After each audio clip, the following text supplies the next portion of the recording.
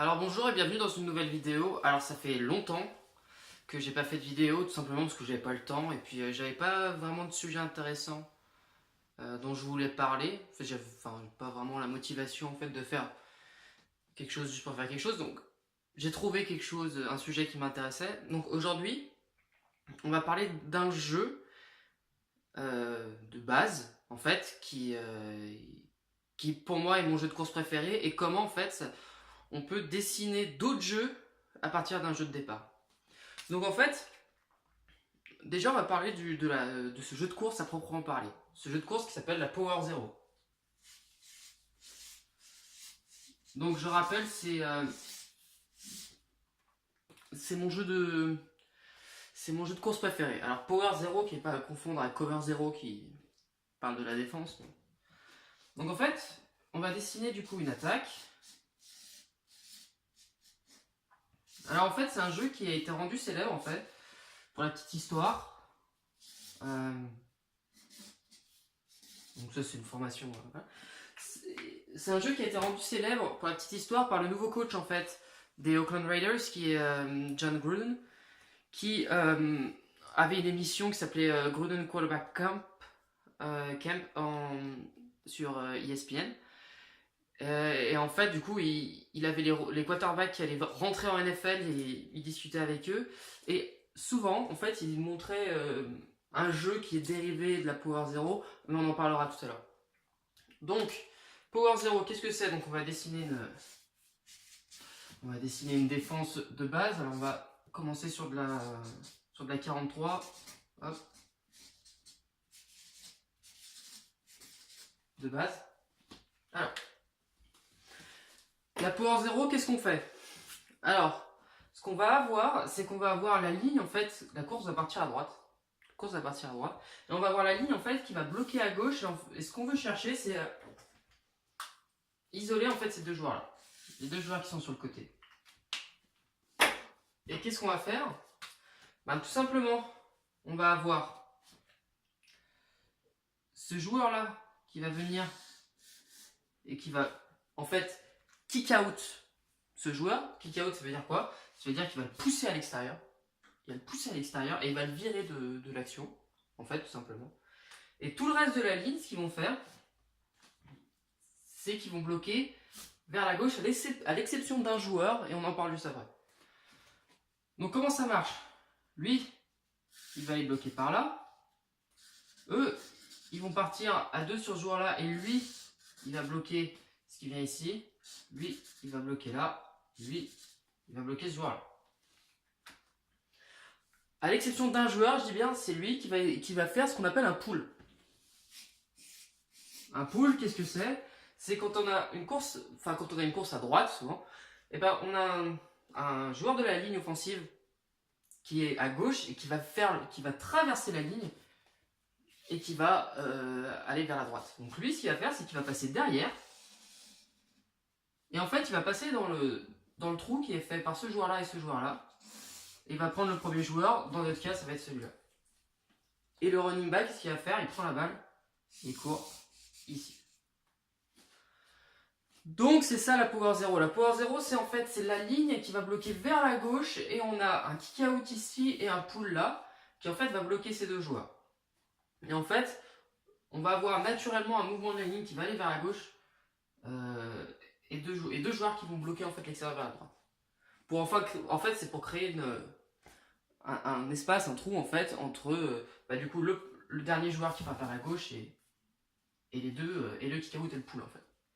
Voilà. Et en fait le running back en fait il va suivre en fait le pull de ce joueur. Donc ça c'est une première méthode de faire la Power Zero. Après le problème qu'on a, c'est qu'on va avoir un problème de match-up. Donc ça on va dire ça marche idéalement bien. Mais pour ça en fait il faut avoir un fullback ici, donc un running back qui bloque, qui en fait est assez puissant pour bloquer en fait un DN, parce que si on est en NFL et qu'on se retrouve face à JJ Watt, on peut être n'importe quel fullback, on n'arrivera pas à bloquer JJ Watt tout seul, et sûrement pas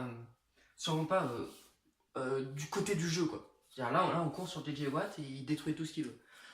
Et ça, en fait, quand vous allez coacher en France, par exemple, et ben, en fait, vous allez avoir des JJ Watt à toutes les sections, en fait, des joueurs, par exemple, dans les moins de 19 qui, voilà, t'as un gamin qui a 18 ans et qui fait 1m95 pour 120 kg, bah, il est là ton JJ Watt, en fait. Donc, des fois, en fait, ce qui va se passer, c'est qu'on va avoir, en fait, ce DN-là, et c'est la méthode qui est enseignée pour défendre la Power 0, qui va, en fait, essayer de passer, en fait, à l'intérieur ici, et, en fait, détruire le jeu à l'intérieur. Et ben là, à ce moment-là, ce qu'il faut faire, du coup, c'est juste réagir au niveau du fullback et du kick-out, et se dire, ok, le fullback, en fait, il va partir ici, et dès qu'il voit le mec qui vient sur l'intérieur, paf, il le bloque, et là, le pull, en fait, il va partir il va aller vers l'extérieur. Et là, le running back, du coup, au lieu de courir à l'intérieur, il va suivre le pull et il va courir vers l'extérieur. Voilà. Donc c'est juste ça, en fait, le petit changement qu'il y a pour la défense, il défend bien, et ce bloc-là est vraiment clé, et c'est ce que le running back, lui, doit regarder. Il doit regarder, ok, est-ce que si lui vient à l'intérieur, j'ai une option à l'extérieur, et en temps normal, je dois courir à l'intérieur. Donc voilà, la Power 0 c'est ça, on rappelle la ligne qui bloque vers la gauche et on a un pull et un kick out. Maintenant en fait, juste la suite rapidement, on va voir en fait comment on peut le faire, pas forcément dans cette formation de base, mais dans n'importe quelle formation. Et par exemple, on va prendre un shotgun pour une équipe qui fait de la spread, ça veut dire qu'il fait beaucoup de passes, quarterback qui est reculé. Mais comment on fait pour mettre ce jeu-là dans une attaque qui est spread? Parce que c'est possible et c'est vraiment super bien fait. Donc là maintenant on a dessiné donc du coup un quarterback qui est en shotgun avec 3 receveurs qui sont écartés et du coup un tight end ici. Et ben en fait on garde toujours le principe on va avoir la ligne qui va bouger vers la gauche et on va toujours avoir le kick out et le pull. Sauf que là le kick out en fait il faut juste définir dans le jeu, dire ok, quand on est en shotgun, celui qui fait le kick out c'est lui, celui qui fait le pull c'est lui. Le pull ça va toujours être ce joueur là, donc celui qui est à gauche du centre s'il a course par à droite, et le kick out en fait il va être fait par le tight end. Donc là par exemple on peut avoir le tight end qui kick out, ça, et le pull. Et enfin le running back qui part là. Toujours avec la même chose, avec si lui il veut rentrer à l'intérieur. Voilà. Donc c'est ça en fait, on peut le faire dans toutes les formations, il faut juste définir, ok, on a lui qui fait le kick out et on a lui qui fait le pull. Kick out, je rappelle, c'est le joueur qui est en bout de ligne là, et ben on le pousse en fait. On le décale vers l'extérieur pour qu'on puisse courir en fait à son intérieur. Et surtout pour que le pull il puisse venir là avec le running back derrière. Voilà. Maintenant à partir de ce jeu là en fait, et ben si on va courir beaucoup ce jeu, et ben la défense elle va être prête. Donc qu'est-ce qu'elle va faire par exemple? Lui, il va descendre ici. Et là on n'est plus en surnombre. Parce que là on a 6 bloqueurs pour 6 joueurs. Si lui il descend, on n'est plus dans cette situation-là. En fait, la défense va devenir plus agressive parce que c'est un jeu en fait où vous allez gagner 7-8 yards. Mais si vous gagnez 7-8 yards à chaque jeu, vous allez gagner le match. Donc la défense, elle est obligée de faire quelque chose pour répondre à ça. La solution, ça peut être d'être plus agressif, de descendre plus sur le jeu.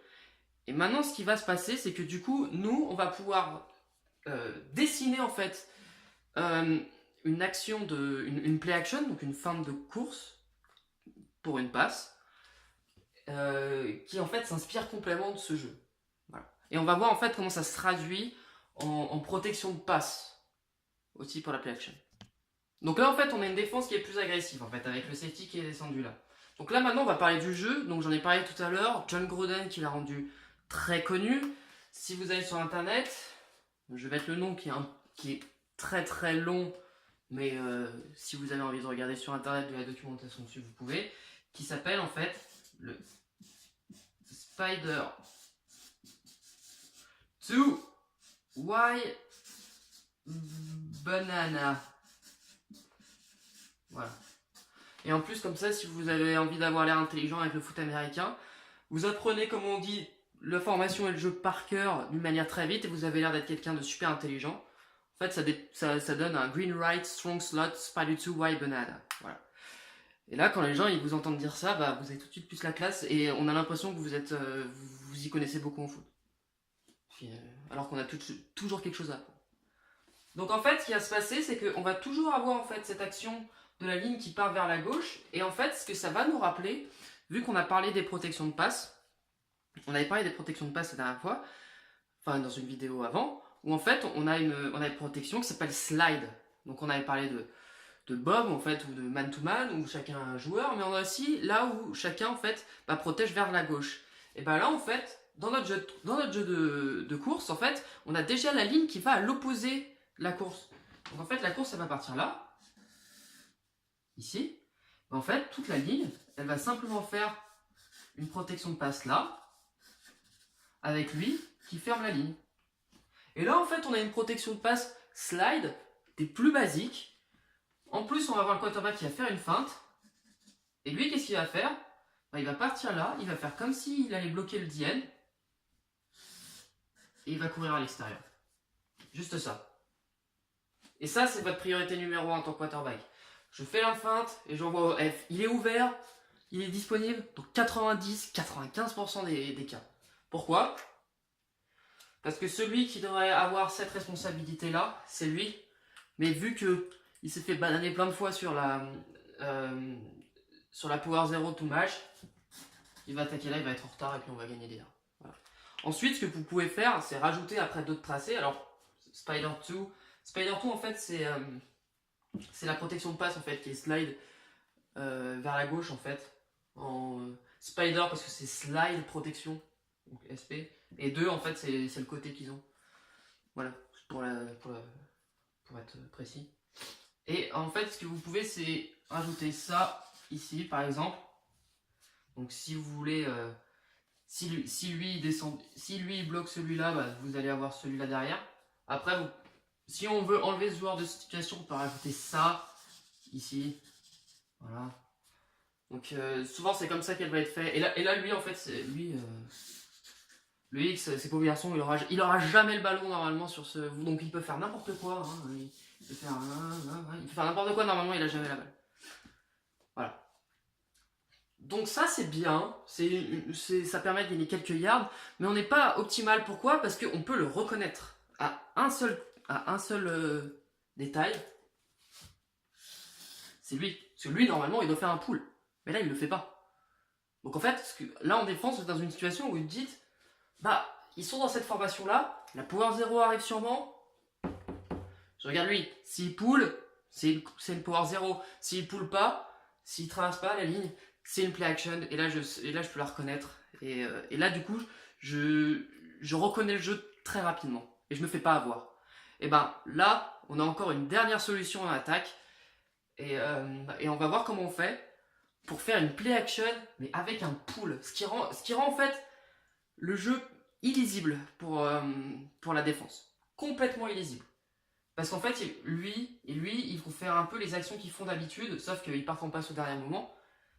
Et là, on va toujours avoir un pull. Donc, aussi, ça c'est un truc qui est important. Et ça, je le tire aussi d'un article qui est sur Smart Football, mais je le mettrai dans la description.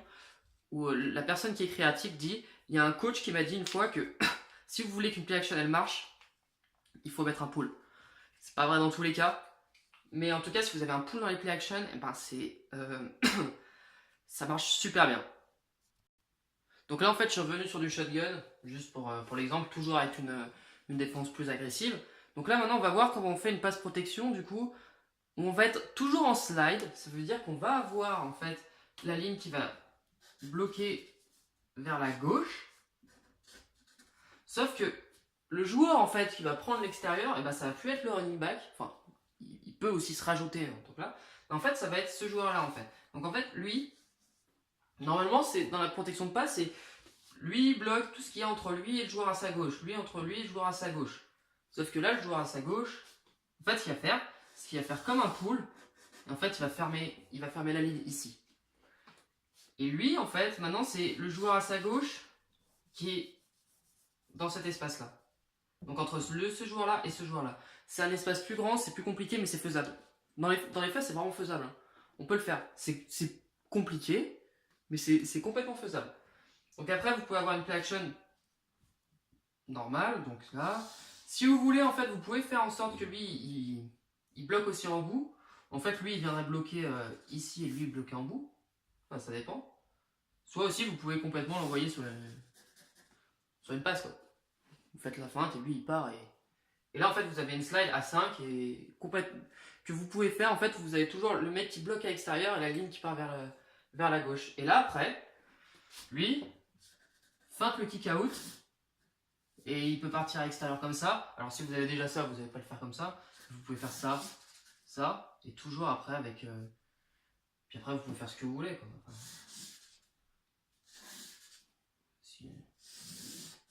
ce qui vous chante après comme play action, si vous, enfin, là on veut pas seulement avoir ce joueur là, mais on peut avoir d'autres tracés qu'on a envie, là on peut faire ce qu'on veut maintenant, mais là le sujet principal c'est comment on fait pour faire une play action en ayant en fait un pull. Et ben simplement en disant que c'est pas le running back qui va fermer la ligne sur la protection, et ben ça va être en fait le pull du O-line, ou alors le O-line qui vient ici et qui ferme en fait l'espace là, mais vers l'intérieur, et le running back qui out. Donc vous avez plein de choses à faire, vous pouvez être créatif là-dessus, mais en tout cas j'adore ce jeu déjà, je trouve très esthétique à regarder.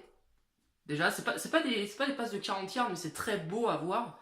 Je trouve qu'il y a une beauté en fait dans ce jeu-là, avec la ligne qui décale et les mecs qui viennent comme ça.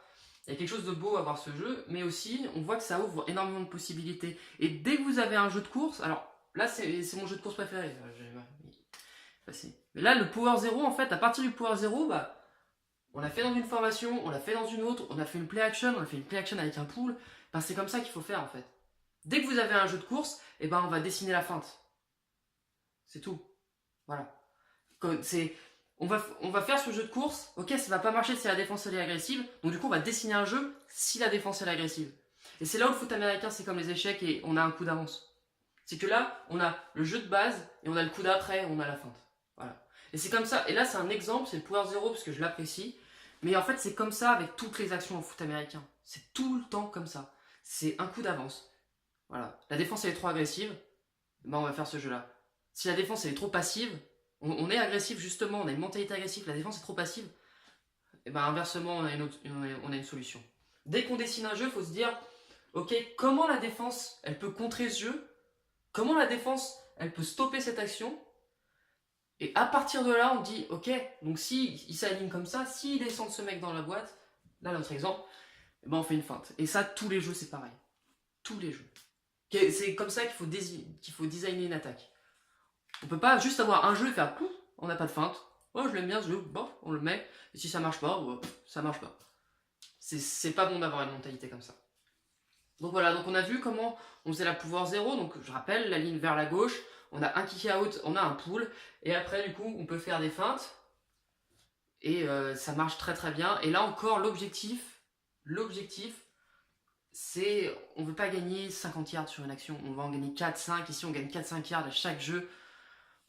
On gagne un match. En première tentative, il y a un monde d'écart en fait entre une deuxième et 10 et une deuxième et 5. Et ça franchement, c'est la chose la plus importante. La tentative la plus importante au foot américain, c'est la première. C'est pas la quatrième, c'est pas la troisième, c'est la première. C'est la toute première action parce que elle conditionne en fait toute la série après. Donc, on est en deuxième et 5, bah, on peut faire un peu ce qu'on veut. On peut faire nos jeux préférés. On va regagner 3 yards, troisième et 2. Troisième et 2, normalement, on doit être capable de la convertir. Si on commence, on est en deuxième et 11, on est obligé de lancer une passe, ça va être troisième et 11 et c'est compliqué à convertir. Donc la première action, elle détermine toute la série. Et en tant que coach, vous devez avoir ce genre d'action qui gagne 4-5 yards. Et la Power 0, pour moi, est l'exemple parfait en fait, d'un jeu qui gagne 4-5 yards avec des feintes derrière. Et c'est beau. Voilà. Et bah du coup c'est terminé, la vidéo est longue, mais en même temps j'avais beaucoup de choses à parler, et puis ça fait longtemps que j'avais pas parlé de foot américain, donc du coup on se retrouve, bah, je sais pas quand quand j'aurai envie en tout cas, voilà. Et bah voilà. En tout cas, si vous voulez discuter de foot américain en dehors de Facebook ou YouTube, vous devez savoir que moi je fais partie des Falcons de Banville-Urbanne. Et si vous voulez venir au match des Falcons à domicile, surtout, parce que je fais pas trop les déplacements à l'extérieur, mais si vous voulez venir discuter, il y a des matchs à domicile et j'y suis à tous les matchs. Donc là du coup, je serai en tribune et je pourrai en discuter. Je pourrai discuter foot avec vous. Voilà. Donc je vous remercie d'avoir regardé la vidéo et puis on se revoit une prochaine fois et merci. Au revoir.